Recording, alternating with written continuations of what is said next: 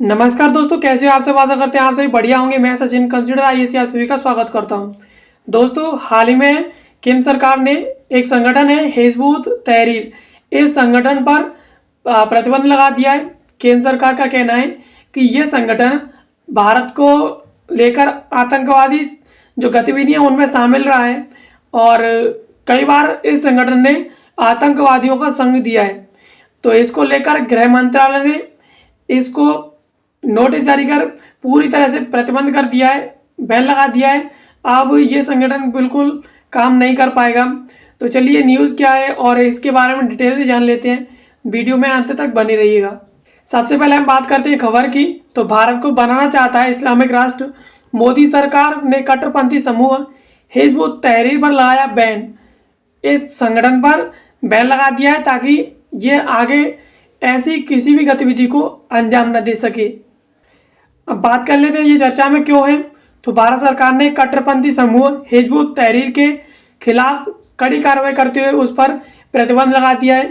केंद्र सरकार ने आदेश जारी कर समूह को आतंकवादी संगठन घोषित करते हुए कहा कि इसके सभी स्वरूपों और अग्रणी संगठनों पर गैरकानूनी गतिविधि रोकथाम अधिनियम 1967 के तहत प्रतिबंध लगाया जाता है। सरकार ने कहा कि यह संगठन भारत समेत विश्व को इस्लामिक राष्ट्र बनाना चाहता है।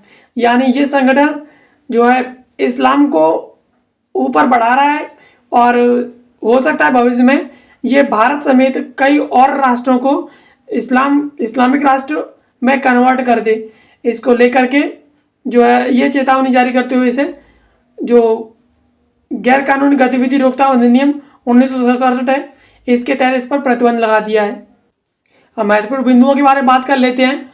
तो यरूशलेम में वर्ष 1953 में स्थापित वैश्विक इस्लामिक समूह हिजबुत तहरीर यानी HUT को सरकार ने गुरुवार को प्रतिबंधित घोषित कर दिया है, क्योंकि इसका उद्देश्य जिहाद और आतंकवादी गतिविधियों के जरिए विश्व भर में इस्लामिक राज्य और खिलाफत स्थापित करना है।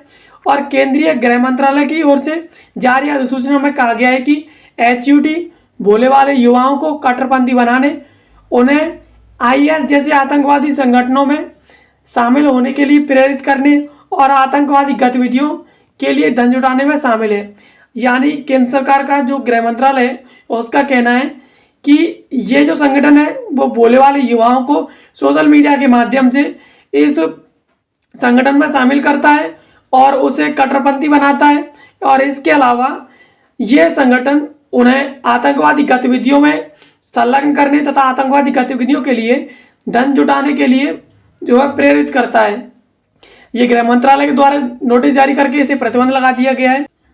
HUT विभिन्न इंटरनेट मीडिया प्लेटफॉर्मों व सिक्योर ऐप्स का इस्तेमाल करके आतंकवाद को बढ़ावा दे रहा है और दवा यानी आमंत्रण बैठकें आयोजित करके भोले वाले युवाओं को आतंकवादी गतिविधियों में शामिल होने के लिए प्रोत्साहित कर रहा है।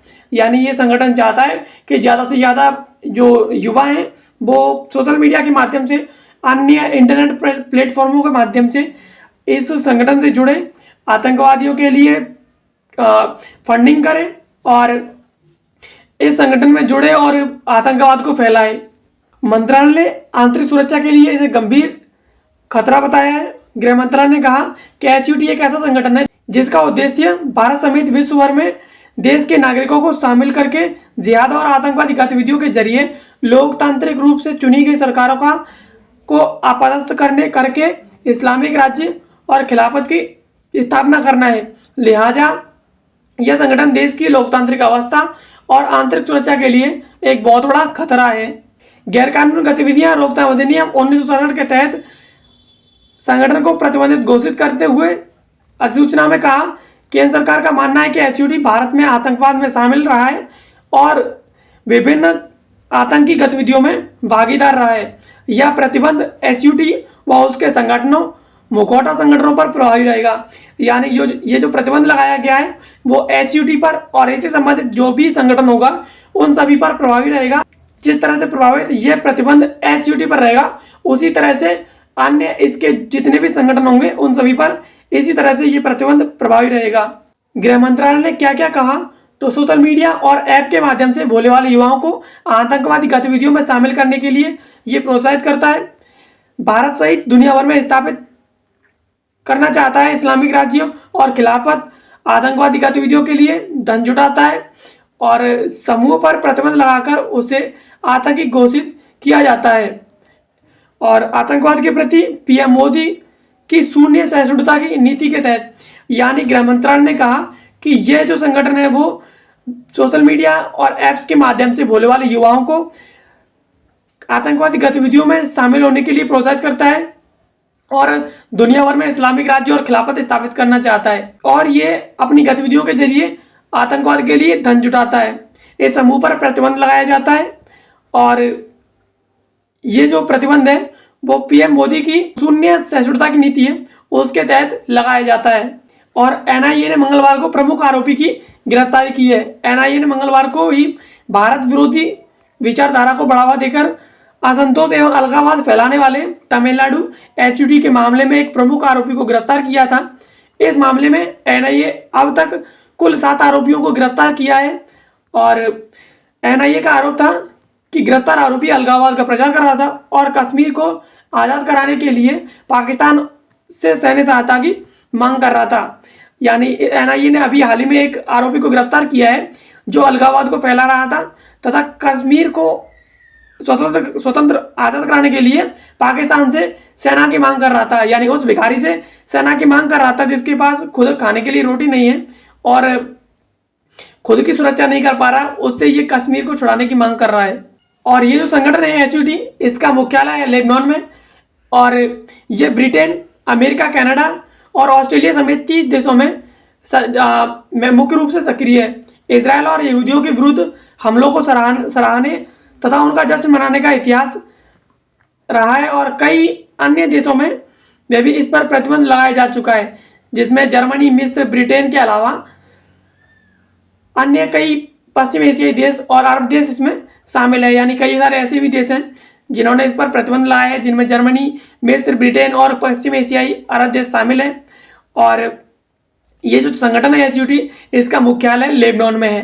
तो दोस्तों इस वीडियो में हमने जाना कि किस तरह से एक संगठन है एचयूटी यानी हिजबुत तहरीर, ये संगठन आतंकवादी गतिविधियों में शामिल होते हुए भारत के खिलाफ आतंकवाद को फैला रहा था और इससे संबंधित एनआईए ने एक मुख्य आरोपी को गिरफ्तार किया और हाल ही में, और इससे संबंधित 7 आरोपियों को एनआईए गिरफ्तार कर चुका है और जो कि तमिलनाडु में कश्मीर को आज़ाद कराने के लिए पाकिस्तान से सेना की मांग कर रहा था।